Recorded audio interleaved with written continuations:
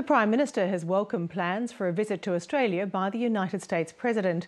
Julia Gillard says she and Barack Obama will discuss security and the economy while he's in Australia for 2 days in mid-November. 2 previously planned visits were cancelled. Meanwhile, the federal government has introduced its long-awaited and controversial carbon price legislation with a promise to cut emissions by 80% by 2050. But the Prime Minister has again faced accusations she's rushing the laws through. From Canberra, Philippa McDonald reports. Something to celebrate at last. Big day, Prime Minister? Certainly is. Julia Gillard says the legislation will be judged by history. I present the Clean Energy Bill 2011 and the explanatory memorandum. The aim to cut carbon emissions, but not economic growth. 500 big polluters will pay $23 a tonne for their carbon emissions. A plan for putting a carbon pricing mechanism, which means around 500 big polluters pay for every tonne of carbon pollution they put into our atmosphere. A plan to cut carbon pollution by at least 160 million tonnes a year in 2020. A plan for tax cuts, increased pensions and increased family payments.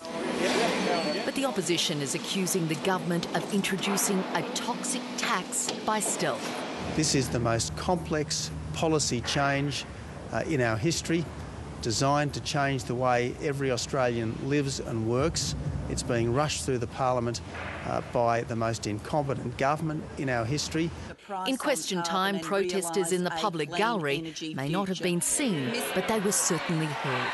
Order. The gallery will come to order. The Prime Minister will resume place.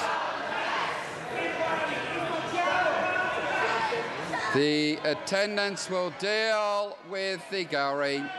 They were then escorted out of the Parliament. Carbon tax! No carbon tax! No carbon tax! You can't film security, sir. Back inside, there was more anger over the government's amendments to the Migration Act to revive offshore processing of asylum seekers, with the opposition refusing to show its hand until they get a full briefing on the proposed legislation. At the height of the News International scandal in London, the Greens called for a wide-ranging inquiry into Australia's media, with a focus on ownership and privacy. Today, the government gave the green light, but it's unlikely to look at concentration of ownership. The terms of reference are set to be announced, but already the opposition is accusing the government of bullying. I just think there's no need for a media inquiry.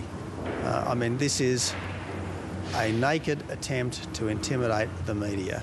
And I say again, the problems of this government are not the fault of the media. The problems of this government are its own fault. It's not bad coverage that's killing this government, it's poor performance which is killing this government. But the Greens are insisting on a wider mandate.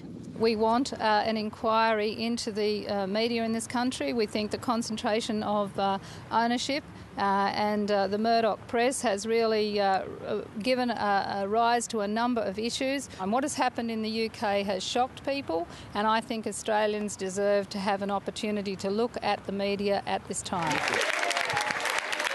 And tonight, Australia's first female Prime Minister took direct aim at the lack of women in corporate Australia.